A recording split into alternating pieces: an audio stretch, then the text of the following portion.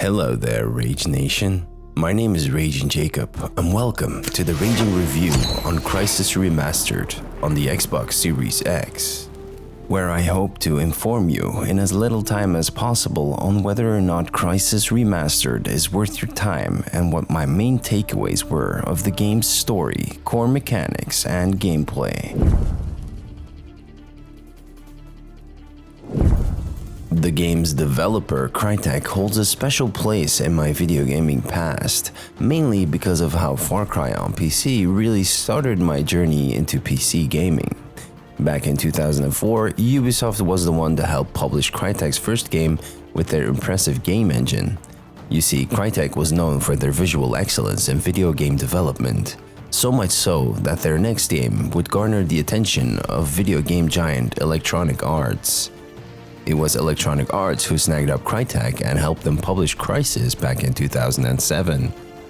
Whether it was the modding tools shipped with the game or the ability to muck about in the open level design popularized by the studio, it was a glorious time to be a gamer, at least if you had the dollar reduced to run the damn game. Only a handful of top-of-the-line GPUs would run the game decently on launch, causing the game to be considered a hardware pusher in a lot of aspects, popularizing the catchphrase, "But can it run Crysis?" among PC gamers. To its credit, the original game still looks damn fine by today's standards. But today, we're here to ask, but can they even remaster Crysis? Let's start at the beginning. This is a remaster, and hence nothing about the story has changed, meaning you'll be going through the campaign like you did back in 2007. If you were lucky, that is. The story essentially starts with a distress signal coming from some remote tropical islands where some IAS research teams have discovered something deep beneath the crust of the island they were stationed on.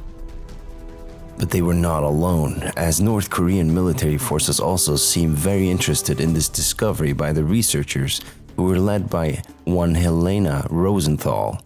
Rosenthal quickly mentions how their discovery could change the future of the entire planet, and the signal cuts off as Helena is captured. The game then cuts to 7 days later, where you embody covert ops specialist Nomad, where you're part of a military squad of super soldiers led by a man named Prophet. We have the element of surprise, so let's accompanied by some other friendly faces like Jester, Aztec, and lastly, Psycho. Can it, Psycho! Prophet tries to convey the gravity of the situation and explains how the military presence on the island cannot find out about their operation. The goal is to locate and evacuate. The music then swiftly picks up and our boys skydive onto the island with their fancy nanosuits. Just as the team is about to initiate landing by pulling their parachutes, something strange happens. An unidentifiable flying object crashes into Nomad, destroying his parachute, causing him to fall to the ground. While you're falling, Prophet explains how the fall will be caught by the nanosuit, which we don't question and just go along with.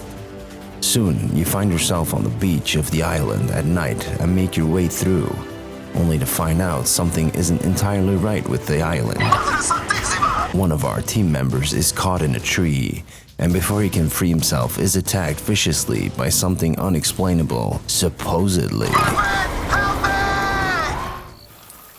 don't like this, man.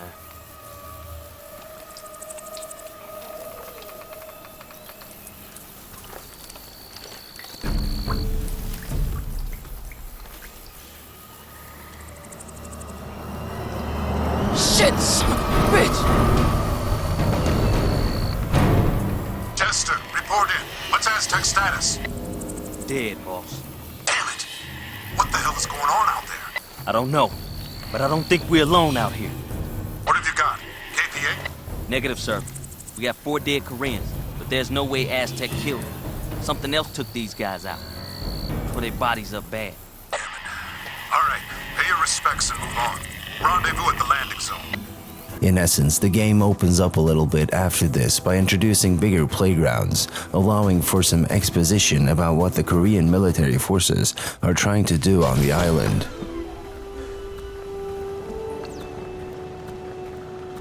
spotted KPA patrols down on the beach. Use your binocs to tag them before you run in blind. I see a large transmitting array. That must be the jamming station. But you could miss these little story snippets if you simply decide to forego the side objectives. These boil down to clearing an enemy encampment or military presence where there is mostly a trailer with some intel on a laptop that you can hack into, after which Prophet relays the info to you. Got it. I'm in. Downloading now. Got the intel. Proceeding to rendezvous. Good work, Nomad. According to these reports, they evacuated the entire civilian population in a matter of days.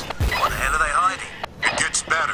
Before long though, you end up figuring out why the North Korean military evacuated the island and pretty much tried to take control of the discoveries that were buried in there. Long story short, it's pretty much after meeting up with Psycho that things heat up. Got your six, boss.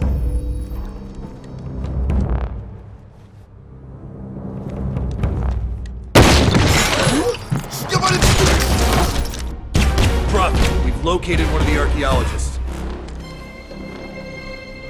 Easy, darling. What happened to you? I'm okay. It's not my blood. Something doesn't want us here. Something out there is killing people. Where's the rest of the team? Badowski's dead. The others are still at the excavation site. It's east of the heli base above the falls. You have to help them. They don't know what they found. Can you take us there, love? Sorry, love. I'm not going back. Everything slowly escalates and goes foobar with an entire large-scale island evacuation to boot. Follow me, sir! Lieutenant Bradley's waiting for you at the overlook! Get down! Osprey Command, the mission's gone to hell! Our position's been compromised! We're taking artillery fire from the harbor! Lieutenant, I don't give a good goddamn about your problems. Don't worry though, I don't really have to go into any other details here, as that would spoil the rest of the game's story moments, which pretty much plays out like a blockbuster action flick from the early 2000s. What I can disclose, however, is that once you've reached the point at which you find the research scientist alluded to in the intro, the game takes a dramatic shift and becomes super linear and really loses its open playfields in a major way. Hence, our next segment is gonna be a bit rough. Where Far Cry was Crytek's first successful foray into the sandbox-style shooter gameplay, albeit a flawed one in certain aspects. For its time, it was a great tech piece to understand where gaming was headed. Massive open worlds where players could create havoc at will and create an immersive experience all on their own, where players got to tinker with the game's systems. With Crysis, they nearly perfected this style of gameplay thanks to the nanosuit abilities that were introduced to the gameplay loop. Armor, speed, strength, and cloak abilities are given to you about 2 minutes into the game. All of this without any annoying tutorials that have to pop up to handhold you through ways to play the game. Games used to respect their players' intelligence and allow them to find clever ways to play on their own. Smaller rant aside, the full extent of these abilities really sets in when you reach the first overlook. Something done to death now by most open world games once you finish the tutorial. Well, then I can safely say the beach landing and finding Aztec were your introduction to the game, rather than a tutorial segment. Anywho, once you get to that first overlook, near an enemy building with the jammers that you need to neutralize scattered across the map, the open-ended sandbox gameplay vibe really grips you. How you take on these objectives is totally up to you, completely stealth or full-on Terminator style. Aside from the main objective, there are side objectives that flesh out the story a little more, if that's more your thing, or you simply like to play your games to 100% completion. It's in these handful of missions following that opening that were simply the most memorable to me, because I was allowed to have or make my own fun in the game. Between the tools given to you, the ones you decide to pick up, and the abilities at your disposal, there are a lot of memorable encounters you can throw yourself at and enjoy your time simply playing these missions. And yet, the gameplay is sadly bogged down by the story. What I mean to say is that due to some story beats with quote urgency and plot unquote later on in the game, it gives up a lot of its freedom and sandbox style of gameplay, which in the end made me feel like I was rushing to the finish line. And what a sloppy finish line it was. The more I progressed through the game, the more it seemed like it was losing its stability. Odd bugs and effects would start to show their heads. Things like enemies that I'd take out just popping out of existence, particle effects like the texture of the laser sight attachment floating in midair in front of the player, floating geometry like first-person nanosuit arms floating above the aircraft carrier, flying enemies staying out of range but still raining down mortar fire that damages you and the ally you're trying to escort, enemies staying out of combat arena causing a soft lock, not being able to progress further in the game. I swear, these things all started happening more frequently past the halfway point of this game, which I can't recall being so messy back during its original release in 2007. Speaking of things that feel off in comparison to the original release, we need to talk about this game's AI. The enemy AI used to be of a different caliber back in the day. They were smart, but grounded. They would have their patrol pods, and when they would hear you, see you, or even have an inkling of sense of you, they would investigate.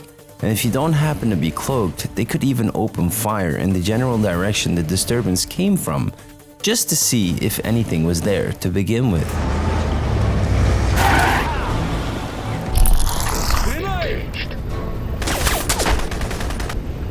Move up! Let's go!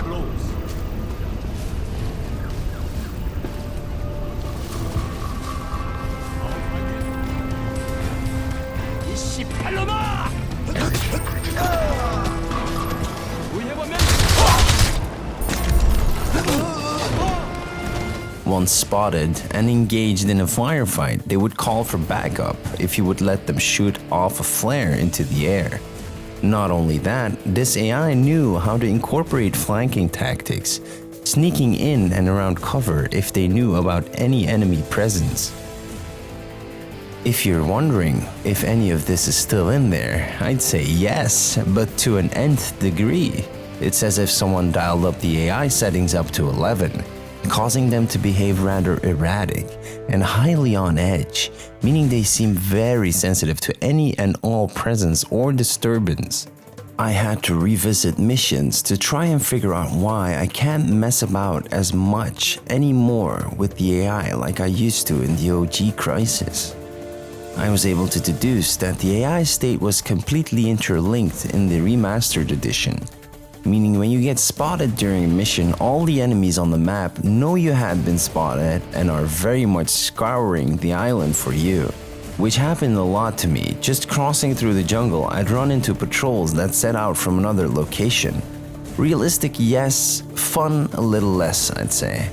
To top it all off, the game decides to end with a boss fight that I can only describe as lackluster and rage-inducing to the point it actually detracted from the game's overall enjoyment. It certainly wasn't helped by the fact that the automated checkpoint system decided to screw me over during the last part of the game, spawning me right underneath the boss every time I'd have to retry. At some point, the graphical fidelity really took a back seat for me due to all of this.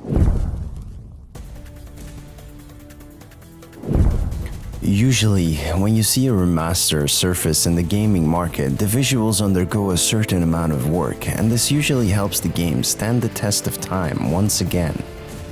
And this is also the case for Crysis Remastered, although you would be hard-pressed to know it's barely noticeable apart from the very welcome addition of 4K resolution support. The studio behind the remaster, Saber Interactive, actually put in a commendable amount of work when it comes to presenting high-resolution models and textures into the game with the necessary physically based rendering materials we have become familiar with. Apart from the PBR and better geometry to some objects and character models, the game tries to use ray trace reflections, sadly with a somewhat wonky implementation. I'm not saying this isn't hard to implement into an age-old game, I'm just saying, why bother if it's not going to even look realistic? Metal of an ammo case, which is supposed to be dry and mildly reflective due to a roughness map in PBR material logic, looks like someone dropped a bunch of freaking waxing agents onto it and went to town on it with a polisher. This is mostly noticeable inside of the aircraft carrier. Oh, and mirrors don't reflect Nomad's body at all, mind you. Very much a disappointing fact for those who enjoy these immersion-creating aspects of a video game's graphics engine. I used to be a stickler for graphical intensive games, but nowadays I rarely care about the flashy graphics and focus more on the gameplay side of things. And so I put the game in performance mode and play the majority of the game at 60 FPS just so I can play without a hitch. Even though Crysis is very much still a Crysis of old, albeit with some quirks, I'm glad we got to have it on our current gen consoles, whether it's to rediscover it or simply introduce it to someone who never played it. It is a great way to entice people to play the rest of the trilogy again, as its story truly matures in the later two games, making it a memorable return. Rating this game on our rating board ranging from the bore zone to rage-tacular time, this game would land on the fire drill rating. Let's call it what it is, it's nostalgia bait. It pretty much tries to reel you into liking the game, but it has some lingering flaws, even a full year after release. Don't get me wrong, it can still be a good time for you if you dig shooters and like to use the abilities on your enemies or simply introduce new ways to play on the fly. I just don't see a lot of new age gamers grooving with the somewhat dated mechanics as much as they could groove with the mechanics introduced since Crysis 2 or 3. I mean, simple things like wall scaling does so much to a game's traversal and playability. Alright you guys, that's gonna do it for this raging review. Let me know if you also played the game down in the comments below, and more importantly, what you thought of the game and how it fares on your rating scale. Thanks for watching, and if you enjoyed this video, don't forget to set that like button ablaze, and I will see you in the next one.